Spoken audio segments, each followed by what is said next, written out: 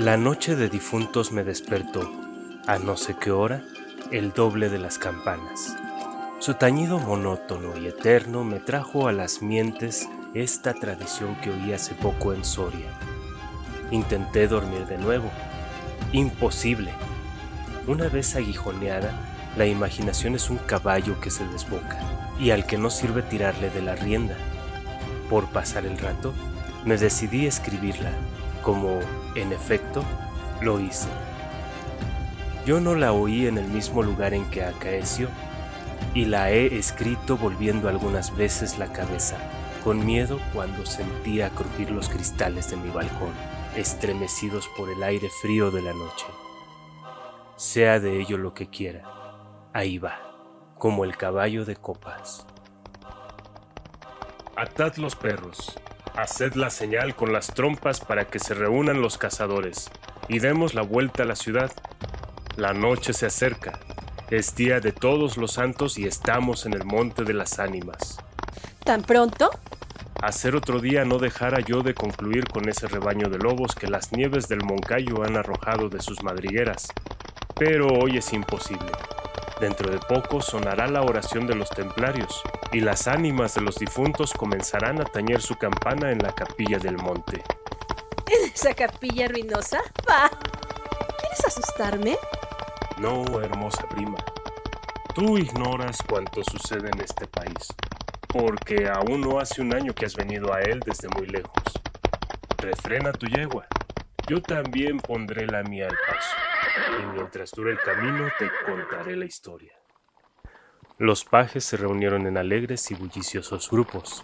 Los condes de Borges y de Alcudiel montaron en sus magníficos caballos, y todos juntos siguieron a sus hijos Beatriz y Alonso, que precedían la comitiva a bastante distancia.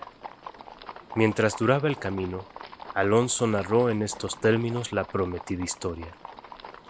Ese monte que hoy llaman de las ánimas pertenecía a los templarios, cuyo convento ves allí, a la margen del río. Los templarios eran guerreros y religiosos a la vez.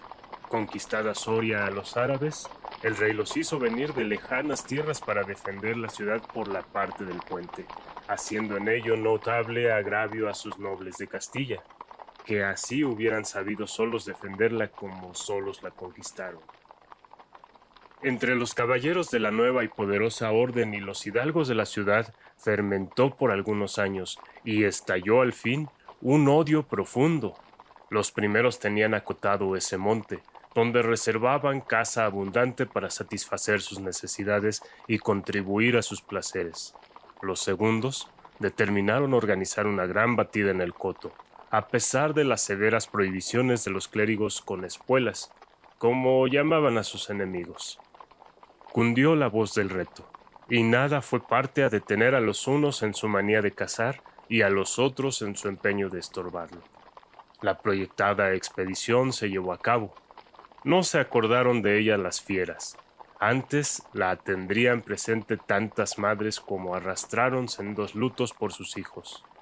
Aquello no fue una cacería, fue una batalla espantosa. El monte quedó sembrado de cadáveres. Los lobos, a quienes se quiso exterminar, tuvieron un sangriento festín. Por último, intervino la autoridad del rey. El monte, maldita ocasión de tantas desgracias, se declaró abandonado, y la capilla de los religiosos, situada en el mismo monte, y en cuyo atrio se enterraron juntos amigos y enemigos, comenzó a arruinarse. Desde entonces dicen que, cuando llega la noche de difuntos, se oye doblar sola la campana de la capilla, y que las ánimas de los muertos, envueltas en jirones de sus sudarios, corren como en una cacería fantástica por entre las breñas y los zarzales.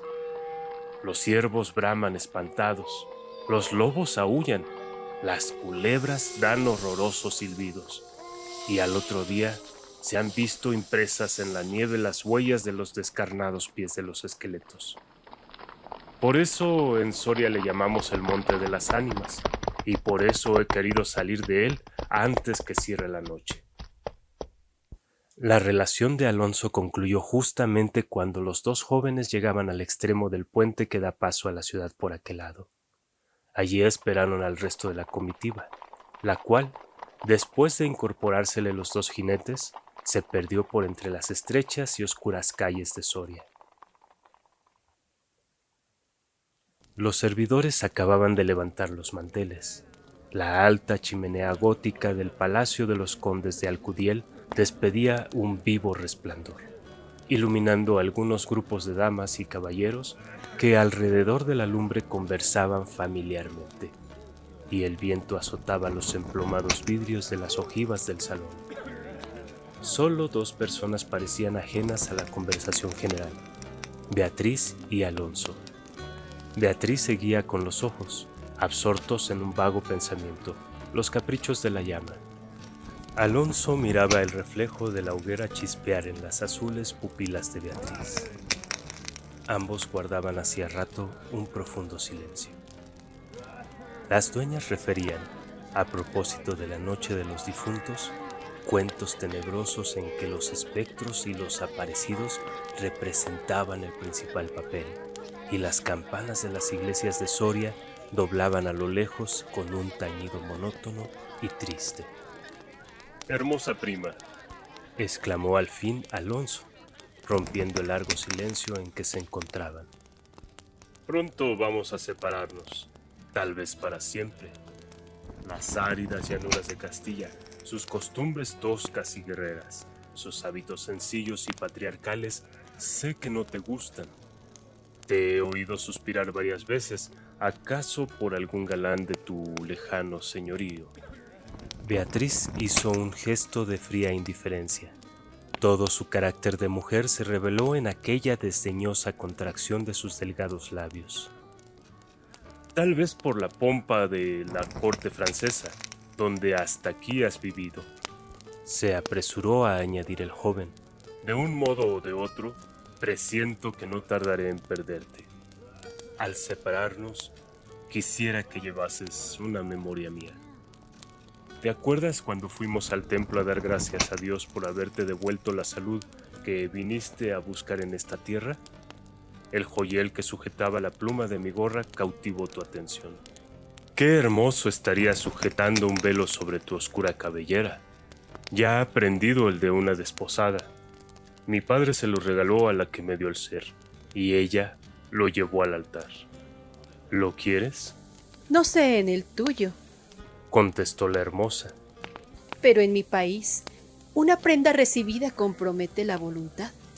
Solo en un día de ceremonia debe aceptarse un presente de manos de un deudo, que aún puede ir a Roma sin volver con las manos vacías.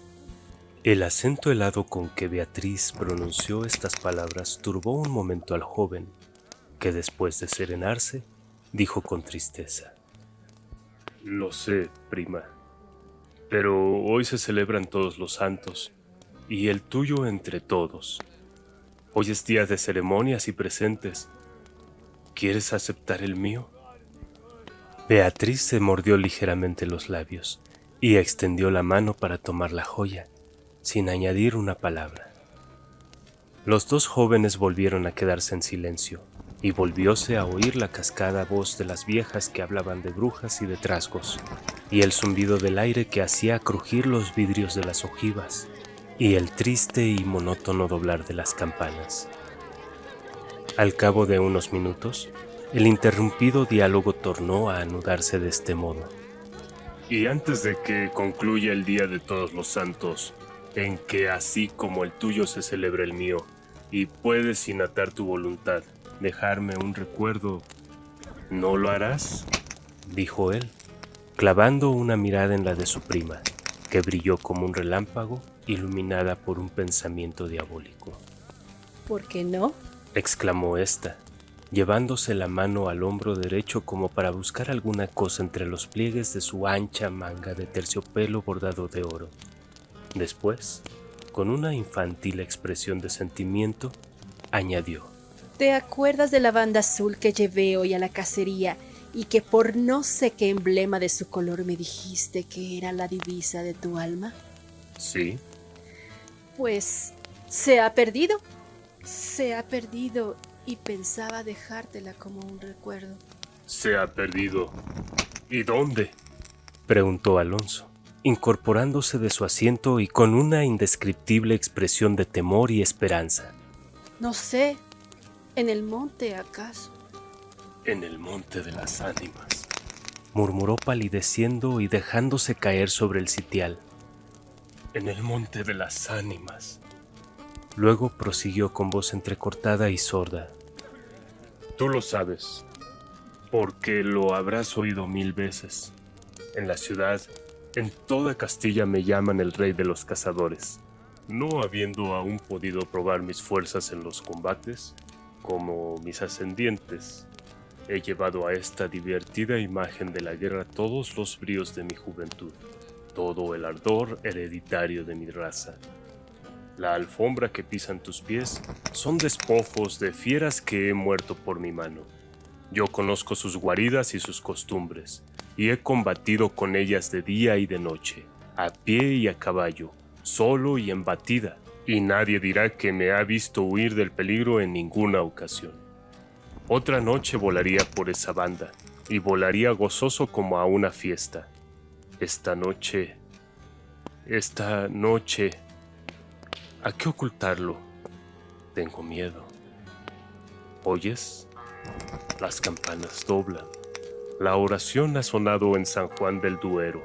Las ánimas del monte comenzarán ahora a levantar sus amarillentos cráneos de entre las malezas que cubren sus fosas.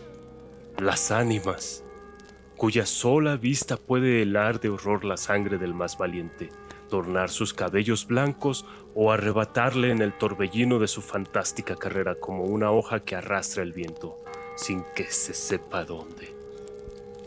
Mientras el joven hablaba, una sonrisa imperceptible se dibujó en los labios de Beatriz, que cuando hubo concluido exclamó, con un tono indiferente y mientras atizaba el fuego del hogar, donde saltaba y crujía la leña arrojando chispas de 1000 colores. Eso de ningún modo. ¡Qué locura! Ir ahora al monte por semejante friolera. Una noche tan oscura. Noche de difuntos y cuajado el camino de lobos. Al decir esta última frase, la recargó de un modo tan especial que Alonso no pudo menos de comprender toda su amarga ironía. Movido como por un resorte, se puso de pie, se pasó la mano por la frente, como para arrancarse el miedo que estaba en su cabeza y no en su corazón, y con voz firme exclamó, dirigiéndose a la hermosa, que estaba aún inclinada sobre el hogar, entreteniéndose en revolver el fuego. Adiós, Beatriz. Adiós. Hasta pronto. ¡Alonso! ¡Alonso! Dijo ésta, volviéndose con rapidez, pero cuando quiso, o aparentó querer detenerle, el joven había desaparecido. A los pocos minutos se oyó el rumor de un caballo que se alejaba al galope. La hermosa, con una radiante expresión de orgullo satisfecho que coloreó sus mejillas, prestó atento oído a aquel rumor, que se debilitaba, que se perdía, que se desvaneció por último. Las viejas, en tanto, continuaban en sus cuentos de ánimas aparecidas. El aire zumbaba en los vidrios del balcón y las campanas de la ciudad doblaban a lo lejos. Había pasado 1 hora, 2, 3, la medianoche estaba a punto de sonar y Beatriz se retiró a su oratorio. Alonso no volvía, cuando en menos de 1 hora pudiera haberlo hecho. Habrá tenido miedo, exclamó la joven cerrando su libro de oraciones y encaminándose a su lecho, después de haber intentado inútilmente murmurar algunos de los rezos que la Iglesia consagra en el Día de los Difuntos a los que ya no existen. Después de haber apagado la lámpara y cruzado las dobles cortinas de seda, se durmió. Se durmió con un sueño inquieto, ligero, nervioso. Las 12 sonaron en el reloj del póstigo. Beatriz oyó entre sueños las vibraciones de la campana, lentas, sordas, tristísimas, y entreabrió los ojos. Creía haber oído, a par de ellas, pronunciar su nombre, pero lejos, muy lejos, y por una voz apagada y doliente. El viento gemía en los vidrios de la ventana. Será el viento, dijo, y poniéndose la mano sobre el corazón procuró tranquilizarse. Pero su corazón latía cada vez con más violencia. Las puertas de alerce del oratorio habían crujido sobre sus goznes, con un chirrido agudo, prolongado y estridente. Primero unas y luego las otras más cercanas. Todas las puertas que daban paso a su habitación iban sonando por su orden. Estas con un ruido sordo y suave, aquellas con un lamento largo y crispador. Después, silencio. Un silencio lleno de rumores extraños. El silencio de la medianoche, con un murmullo monótono de agua distante, lejanos ladridos de perros, voces confusas, palabras ininteligibles, ecos de pasos que van y vienen, crujir de ropas que se arrastran, suspiros que se ahogan, respiraciones fatigosas que casi no se sienten, estremecimientos involuntarios que anuncian la presencia de algo que no se ve y cuya aproximación se nota, no obstante, en la oscuridad. Beatriz, inmóvil, temblorosa, adelantó la cabeza fuera de las cortinillas y escuchó un momento. Oía mil ruidos diversos. Se pasaba la mano por la frente, tornaba a escuchar. Nada. Silencio. Veía, con esa fosforescencia de la pupila en las crisis nerviosas, como bultos que se movían en todas direcciones, y cuando, dilatándose, las fijaba en un punto, nada, oscuridad, las sombras impenetrables. Bah, Exclamó, yendo a recostar su hermosa cabeza sobre la almohada de raso azul del lecho. ¿soy yo tan miedosa como esas pobres gentes cuyo corazón palpita de terror bajo una armadura al oír una conseja de aparecidos? Y cerrando los ojos intentó dormir, pero en vano había hecho un esfuerzo sobre sí misma. Pronto volvió a incorporarse, más pálida, más inquieta, más aterrada. Ya no era una ilusión. Las colgaduras de brocado de la puerta habían rozado al separarse y unas pisadas lentas sonaban sobre la alfombra. El rumor de aquellas pisadas era sordo, casi imperceptible, pero continuado, y a su compás se oía crujir una cosa como madera o hueso, y se acercaban, y se movió el reclinatorio que estaba a la orilla de su lecho. Beatriz lanzó un grito agudo, y arrebujándose en la ropa que la cubría, escondió la cabeza y contuvo el aliento. El aire azotaba los vidrios del balcón. El agua de la fuente lejana caía y caía con un rumor eterno y monótono. Los ladridos de los perros se dilataban en las ráfagas del aire, y las campanas de la ciudad de Soria, unas cerca, otras distantes, doblaban tristemente por las ánimas de los difuntos. Así pasó 1 hora, 2, la noche, un siglo, porque la noche aquella pareció eterna a Beatriz. Al fin despuntó la aurora, vuelta de su temor, entreabrió los ojos a los primeros rayos de la luz. Después de una noche de insomnio y de terrores, ¿es tan hermosa la luz clara y blanca del día? Separó las cortinas de seda del lecho y ya se disponía a reírse de sus temores pasados cuando de repente un sudor frío cubrió su cuerpo. Sus ojos se desencajaron y una palidez mortal decoloró sus mejillas. Sobre el reclinatorio había visto, sangrienta y desgarrada, la banda azul que perdiera en el monte, la banda azul que fue a buscar a Alonso. Cuando sus servidores llegaron despavoridos a noticiarle la muerte del primogénito de Alcudiel, que a la mañana había aparecido devorado por los lobos entre las malezas del Monte de las Ánimas, La encontraron inmóvil, crispada, asida con ambas manos a una de las columnas de ébano del lecho, desencajados los ojos, entreabierta la boca, blancos los labios, rígidos los miembros, muerta, muerta de horror. Dicen que después de acaecido este suceso, un cazador extraviado que pasó la noche de difuntos sin poder salir del monte de las ánimas y que al otro día, antes de morir, pudo contar lo que viera, refirió cosas horribles. Entre otras, asegura que vio a los esqueletos de los antiguos templarios y de los nobles de Soria enterrados en el atrio de la capilla, levantarse al punto de la oración con un estrépito horrible, y caballeros sobre osamentas de corceles perseguir como a una fiera a una mujer hermosa, pálida y desmelenada, que, con los pies desnudos y sangrientos y arrojando gritos de horror, daba vueltas alrededor de la tumba de Alonso.